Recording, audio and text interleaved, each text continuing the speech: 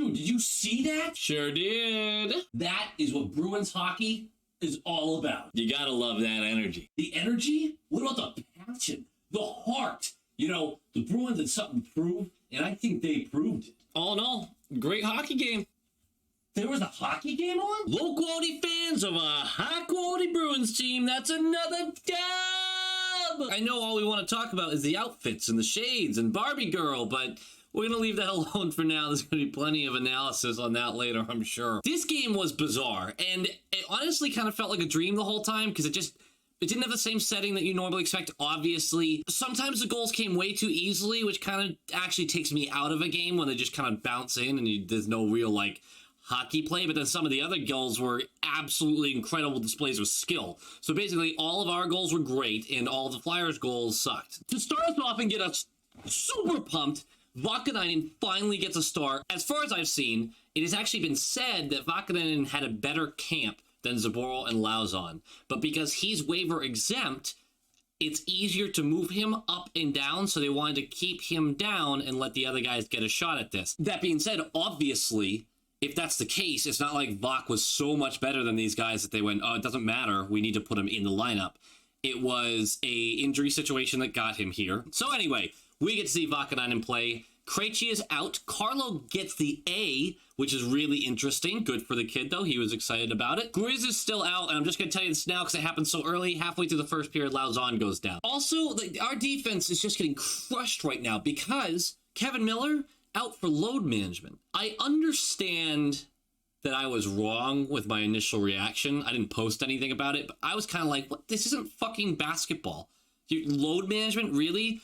But with Kevin Miller's past and traveling across the country for one game, and I mean, I get it. Just kind of keep him out of it. I wonder how he feels about that, because it seems like a game that anyone would want to play in, right? In conclusion to all this, Krejci is out. That means Studnicka back in. On our left side defense, we have Lauzon, who is out after 34 seconds of ice time. That's it. He gets 34 seconds. He's out for the rest of the game. Below him, John Moore, and then Cliffy, and on the right side of the third pairing is Vak. It's okay to be worried. And once again, for this occasion, hockey fans show that they're spoiled pieces of shit. We have people on both sides, both teams, including the Avs and the Golden Knights, just whining and bitching about the NHL should have been prepared for this, and it should have been ready for that. And I get it. Look, I get it. The sun exists. I fucking get that. I've seen it once or twice. There's a glare in my room right now. You can see it because I have bad quality on my screen. It's fine. Here's the thing. The Philadelphia Flyers have nothing to complain about because they got the biggest advantage of the game, which was in the first period. We couldn't see shit. Brad Marchand could not see the net, he said. He literally chose to pass, which led to a goal immediately in the game because he couldn't see the net, had no clue. And then on the other side, you could see one of the goals went in because Ross just literally couldn't see the shot. He never saw it. It was just a glare in his eyes the whole time. First period ends, obviously, the sun goes down, the problem is fixed. You can't, if you're a Flyers fan, you can't really complain about the conditions that much. You had an advantage going in. And before I get those oh, but we were shorthanded. I just listed a bunch of injuries we had too. Also shorthanded. I don't care. I don't care. Welcome to the National Hockey League. Sometimes injuries fuck you over. At a certain point, there's some fault to pass around. You can't just blame it on injuries if you've now lost 5 games to the Boston Bruins, who were clearly your biggest rivals in the division, and you've dropped every single game against them. You are 8-1-1 against every other team in the division. And you are 0-3-2 against the Boston Bruins. You guys, if you flip one of those regulations, right, you get 2 points, we remove 2 points. You're a point behind us. You want to talk about dropping the ball on important games? This is that. With a first period where the goalie couldn't see. You can bitch and whine all you want, but maybe look at your team. Anywho, like I said, it's a big game, and right off the bat, Pasta does what Pasta does. We've got a nice 2-0-1 break. Marshy literally cannot see the net. He throws it over to Pasta, which is a tape-to-taper, boys. This is what I've been harping on, what I've needed, and Pasta just buries it. And he gets one 30 seconds into the game. Still wish it was on the lake, though. Oh yeah, I know it wasn't frozen. It was just water polo, this shit. After that initial bit of fun, the game gets really sloppy, like immediately. No one can see anything. They're bumping into each other. They're falling over. Lauzon, like I said, is now out. We're all kind of like, oh, so we have 5 defensemen and 3 of them I don't trust at all. To be fair, I don't trust Lauzon a ton either, so what am I complaining about? Another recurring theme was the ice quality, and maybe the board quality a little bit, because Cooch takes a fat slapper from the neutral zone, and it takes the weirdest fucking bounce to directly into the slot. Off the backboards, into the slot. Farabee, who busts an edge while he's going towards the puck, is half sliding at this point, hits the puck, beats Rask, because he can't see it. He can't see a thing. And then there's the commentators going, well, I don't know, it just didn't, maybe he wasn't prepared for that kind of bounce. Like, no shit, first of all. But he couldn't see the shot.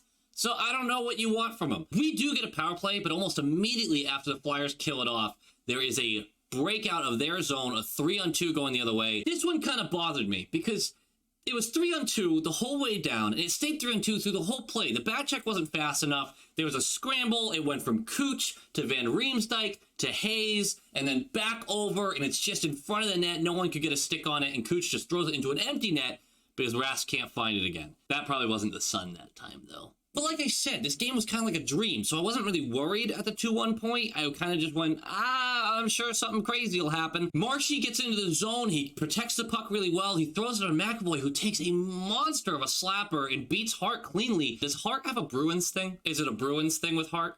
Because I know he's crushing a lot of other teams, right? I've heard this. I've been told this. This guy was anything but impressive. In such a huge setting, too. You kind of feel bad. Eventually, you start to feel bad. A lot of these shots beat Hart glove side. And I'm not a goalie coach. I don't understand the position, the ins and outs of it. So, look, this is me just giving a fan's take. And I think a lot of us agree with this. You can tell a goalie is feeling it when not only are they making the nice glove save, but there's also a little attitude on it, you know? A little flick of the wrist, a little hot dogging, that kind of stuff. When they're getting beat glove side consistently, it just feels like it weighs on them heavier. Again, I'm not a goalie coach, don't know. But when I see a goalie keep getting beat glove, it kind of looks like they're out of the game. It's like getting beat 5-hole 2 times in a row. Kind of, the head goes back and just, The second period might as well have been a video game. We had the early goal to start the first. It's a tie game going into the second. And almost immediately, weird bounce off the boards in the neutral zone. Richie brings it in, protects the puck, throws it to Pasta, who does a little bit of a spin move, and then just, oh, baby, just snipes it over Hart's glove. Kata, hot, buddy, get out of the net, fucking leave. And no, he didn't. He stuck around for a few more. It was not pretty. This goal was Pasta just dunking on the Flyers. You can't get this shot closer to the corner. You can't. It's not physically possible. Any closer to the corner, it rings out off one of the bars. This was a perfectly placed snipe. And it was on edge. That thing was wobbling. Just a beauty. Just a fucking beauty. Richie gets another assist. He continues to produce. Pasta just loves playing the Flyers, man. Well, you got like 3 more games, I think, against them. So we're up 3-2. And I honestly just went, man, this game feels over. It just felt over. It just didn't feel like there was going to be any more fight. And there wasn't another goal for a while. With about 4 minutes left, my superpower showed its face again. I remember pretty heavily criticizing Charlie Coyle. So Coyle plays like dog shit for a while. I call him out on it. And what does he do? Nice little pass to Smith. Nice little pass back to Coyle. Nice little shot off the bar, off the back of Hart and in. It's a lucky goal. I get it. It's a lucky goal. But he beats him low glove. It gets the bar, comes back, goes off the leg, and it's in. That's still a goal. And Richie, by the way, was right there to finish that play if need be. Then it gets a little ridiculous, son, Frederick. Yes. Take it serious. One thing the Bruins did really well this game was get into the offensive zone while maintaining the puck. We have the puck. It gets passed to Freddie. It gets tipped along the way, so it's a slow wobbler. And Freddie just grabs it and throws it at the net. He's just trying to get it on net. He's not looking for anything special, just trying to get it on net. And what happens? It knuckle pucks its way over Hart's glove side again. Oh, guys, I think I need a minute. I can't spend too long on this because I'm going to freak out. But Trent Frederick got his first NHL goal at Lake Tahoe.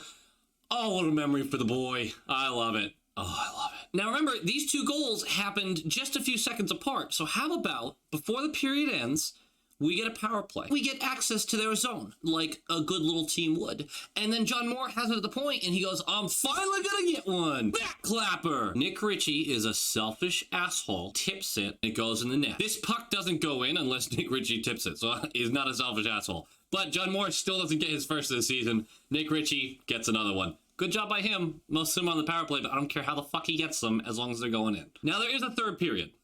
Is the game over? Absolutely. The only reason I'm going to talk about the third period is because there's one play that matters. You might remember that Pasta only has 2 goals. That's just not enough. We dump the puck in. Pasta, forecheck, actually forces a quick clearance attempt, but Jack the Stud Stanika keeps the puck in with a really nice heads-up play. He sells the shot, sends it to Pasta in his office. Pasta just rockets it, and Elliott doesn't have a chance. That's it.